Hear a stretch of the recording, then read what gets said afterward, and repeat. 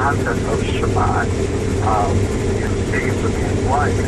Because if that holds true, then I have a very hard time understanding how my wife's great-grandfather, who was Shomer Shabbos, was walking home from shul when Shabbat afternoon and was struck by a car and killed.